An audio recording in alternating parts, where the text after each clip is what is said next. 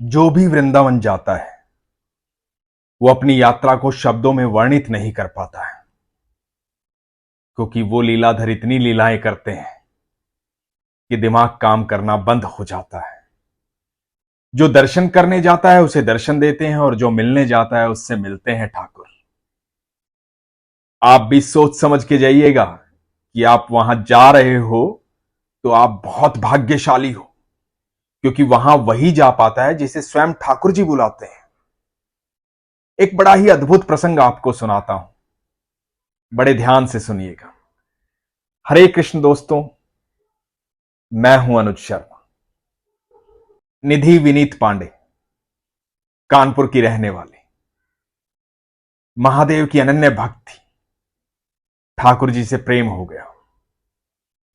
बताती हैं कि मन में आया कि इस साल नया साल ठाकुर जी के साथ मनाऊंगी।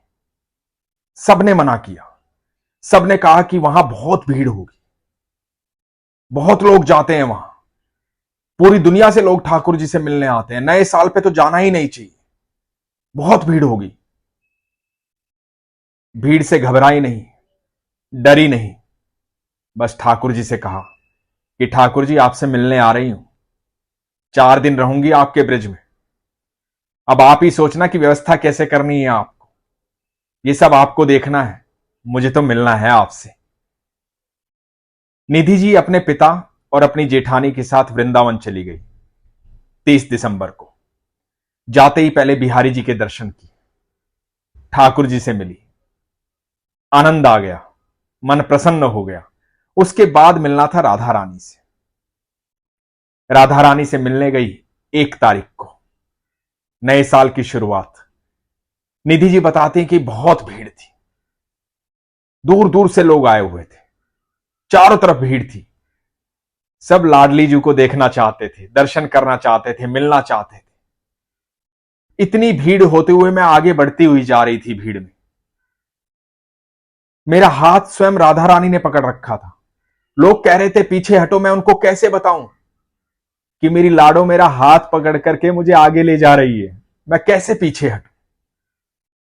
लाडो मुझे निहार रही थी और मैं लाडो को। बड़ा अद्भुत समय था वो, अद्भुत अनुभूति थी, बड़ा आनंद आया। भीड़ तो समझ में ही नहीं आई कहां थी और कहां नहीं थी। वहां ईश्वर और आपके बीच में कोई नहीं होता। जब भी आप ठाकुर जी के सामने, राधा रानी के सामने खड़े होते हैं तो बाकी सब चीजें गायब हो जाती हैं। सिर्फ आपको ठाकुर जी दिखाई देते हैं और राधा रानी दिखाई देती है। आप उन्हें निहार रहे होते हैं, वो आपको निहार रही होती हैं। आप भूल जाते हैं आप कितनी भीड़ में हैं। कुछ समझ में नहीं आ रहा होता, दिमाग काम करना बंद कर देता है। वहां सिर्फ ईश्वर की अनुभूति होती है। निधि जी बताती हैं कि लाडो मुझे निहारती रही और मैं लाडो को निहारती रही। उसके बाद जब मैं मंदिर से नीचे आ रही थी तो मुझे पीछे से आवाज आई। आवाज आई कि मैया अकेली जाओगी, मुझे नहीं लेकर जाओगी। पीछे मुड़कर देखा तो एक दुकान थी, दुकान पर राधा रानी। उस दुकान पर गई, वहां से दुकान से राधा रानी को लिया, नाम रखा केशवी। खुद राधा रानी ने बुलाया था, खुद राधा रानी आ रही थी। घर पे पहले से कुंज थे, कुंज इनके लड्डू गोपाल का नाम है और राधा रानी का नाम है केशवी।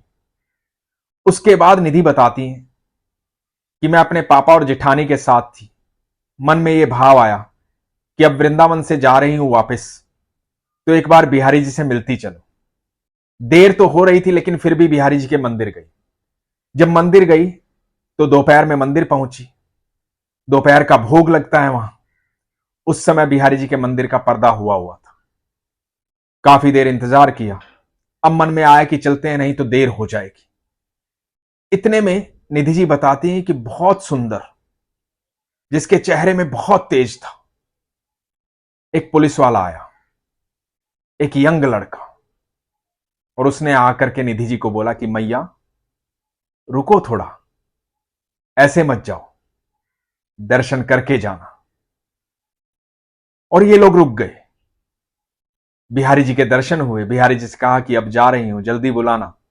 उसके बाद वो लड़का कहीं दिखाई नहीं दिया, अपने घर आ गए। निधि बताती है कि जब तक केशवी नहीं आई थी, कुंज कभी नखरा नहीं करते थे। आराम से दूध पीते थे, आराम से भोग लगाती थी। लेकिन जब से केशवी आई है,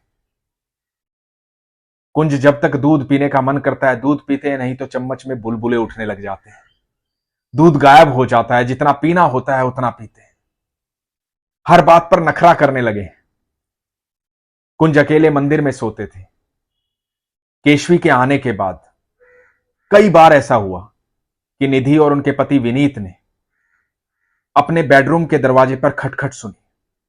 कई बार ऐसा हुआ जैसे केशवी और कुंज आपस में बात कर रहे हैं कि मैया हमें यहां क्यों सुलाती है, अपने पास क्यों नहीं सुलाती। तो निधि ने केशवी और कुंज को अपने पास सुलाना शुरू किया। जिस दिन से सुलाना शुरू किया वो आवाजें आनी बंद हो गई। निधि बताती है कि मेरे सास ससुर भी कानपुर में रहते हैं और मेरा मायका भी कानपुर में है। जब सास ससुर के पास जाती हूं तो कुंज को साथ ले जाती हूं, केशवी को साथ ले जाती हूं, क्योंकि वो पास में रहते हैं। लेकिन जब मैं अपनी मम्मी के घर जाती हूं तो उनको साथ में नहीं ले जाती, क्योंकि वो दूर रहते हैं। तो एक दिन मुझे अपनी मम्मी के घर जाना था। मम्मी की थोड़ी तबीयत खराब थी। कुंज को और केशवी को भोग लगा रही थी। केशवी ने तो आराम से मेरे हाथों से दूध पिया, लेकिन कुंज अपनी लीलाएं दिखा रहे थे, नखरे कर रहे थे, बार बार दूध को अपनी पोशाक पर गिरा रहे थे। मुझे कह रहे थे कि मुझे भी जाना है, मुझे भी जाना है। अब मैं उन्हें कैसे समझाऊं कि मैं नहीं लेकर जा सकती। तो मैंने उनको विश्राम के लिए सुला दिया। केशवी और कुंज को एक साथ सुलाया और मैं अपनी मम्मी के घर चली गई। जब शाम को वापस आती हूं तो देखती हूं कि केशवी तो सो रही है, लेकिन कुंज कंबल से बाहर बैठे हुए हैं।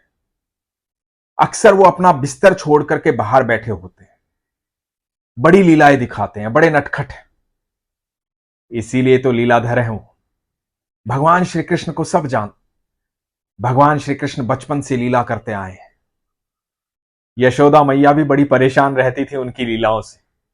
बड़े नटखट है कन्हैया। आप जितना प्यार उन्हें देंगे उससे कहीं ज्यादा प्यार वो आपको देंगे। जहां भी ईश्वर से आपकी आस्था जुड़ी होती है, आपका प्रेम जुड़ा होता है, आपका भाव जुड़ा होता है, जब आप ये मान लेते हैं कि वो साक्षात आपके पास हैं, विराजमान हैं, वो यहीं पर है, तो यकीन मानना वो साक्षात होते हैं, विराजमान होते हैं, आपको पल प्रतिपल अपनी अनुभूति करवाते हैं। घर के मंदिर में भी मूर्तियां नहीं होती हैं। जब आप आस्था और विश्वास से भगवान को निमंत्रण देते हैं तो भगवान वहां साक्षात होते हैं। आपके घर में भी जब आप मंदिर में बैठ करके अपनी आस्था से, विश्वास से प्रार्थना करेंगे तो आप यकीन मानना ईश्वर आपकी प्रार्थना सुन रहे होते हैं। तो ये ना सोचें कि आपकी प्रार्थनाएं भगवान सुनते नहीं है। भगवान तो हर समय साक्षी भाव में हमारे साथ रहते हैं, हर पल साथ रहते हैं। और ऐसा नहीं है कि जब हम अच्छा करते हैं तभी साथ रहते हैं, जब हम बुरा करते हैं तब भी वो साथ रहते हैं। भगवान के मित्र ने भगवान से पूछा था, उद्धव जी ने पूछा था कि आप जब साथ रहते हैं तो लोग बुरा कैसे कर लेते हैं। तो भगवान ने बड़ा सुंदर जवाब दिया था। भगवान ने कहा था कि जो ये जानता है कि मैं उसके साथ रहता हूं वो कभी बुरा कर्म करेगा ही नहीं। जब भी कोई बुरा कर्म करेगा उस सबसे पहले वो ये सोचेगा कि मैं साथ नहीं। और जो ये सोचता है कि मैं उसके साथ नहीं हूं, मैं भी यही सोचता हूं कि वो मेरे साथ नहीं है। तो अब आप सोच लीजिए कि आप ईश्वर के साथ हैं कि नहीं है, और ईश्वर आपके साथ है कि नहीं है। बस आपकी आस्था, आपका विश्वास प्रगाढ़ होना चाहिए। इसीलिए हमेशा कहता हूं, अपने विश्वास को मजबूत रखिए, अपना ख्याल रखिए। हरे कृष्ण।